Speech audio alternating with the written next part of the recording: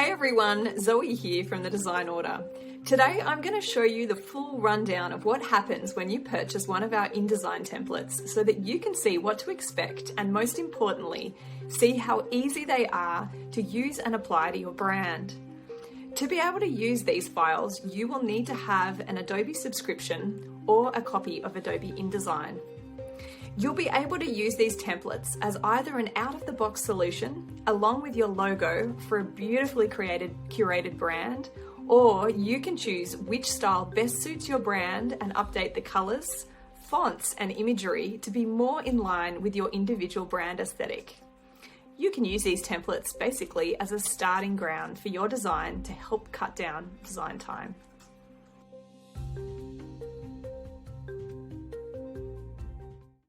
Because I already have a strong visual brand identity created for my business, I am going to use the templates and update them to match my brand.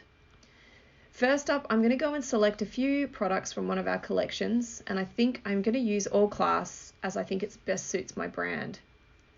I'm going to go ahead and choose a social media pack, proposal template, and the ebook template. Now I have added these to the cart, I'm going to check out.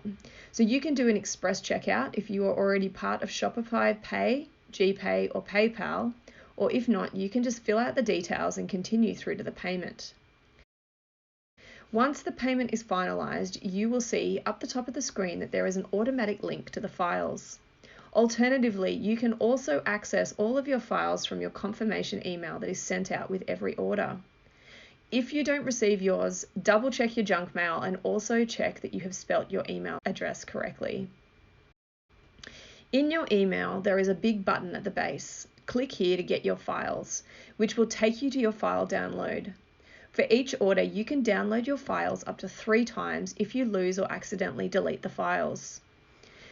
Back to the confirmation email. It is also worth noting that you can download a PDF receipt to ensure that you keep your accountant happy for each purchase. Now let's take a look at the files. Once you click on the download button, you will receive a zip file for each different item ordered. If we open this up, you will see within both an IND file as well as an IDML file to use with older versions of Adobe.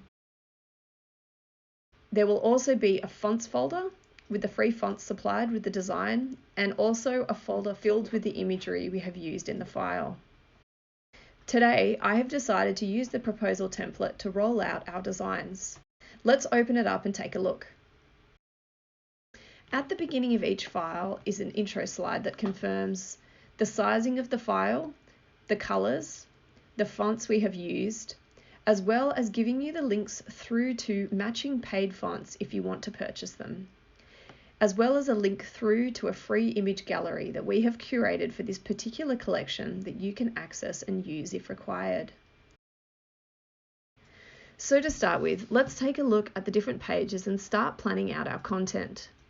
You will see that within our proposal templates, we have also given you an amazing structure to work with to help explain to your clients everything they are going to want to know before working with you, including pages such as your process, project scope, timelines, pricing, about, case studies, quotation pages, FAQs, terms and conditions, as well as a closing paragraph and a thank you page. To use the template super efficiently and to get the best results, the first step, of course, is to plan out your content, which I have done in this Google Doc here, writing down everything I want to say and include in the template that works with the design that I have chosen.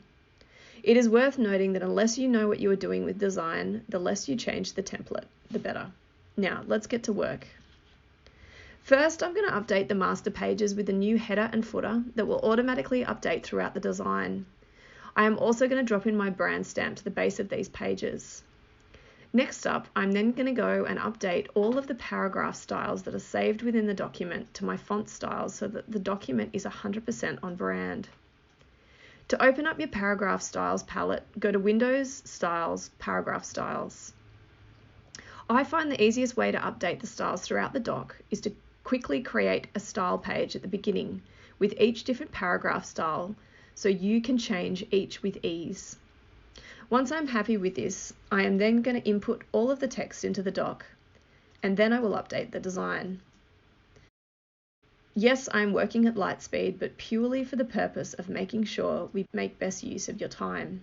You will see within the doc that there are basic text frames as well as tables that we have used throughout each of the pages.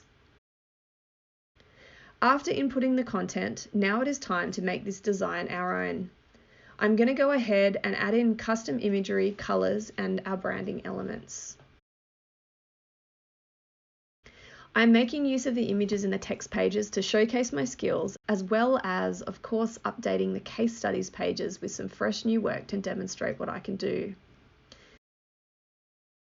Now, a few tiny tweaks and we are done.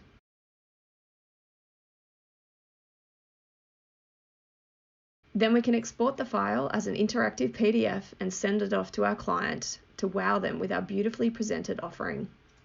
And there you have it, folks. I now have a beautifully designed proposal template that I can go and reuse over and over again for each different client as I please. I hope that this video has given you a really great idea about how uncomplicated it is to use our InDesign templates and how anyone can use them to create beautifully designed documents for their biz.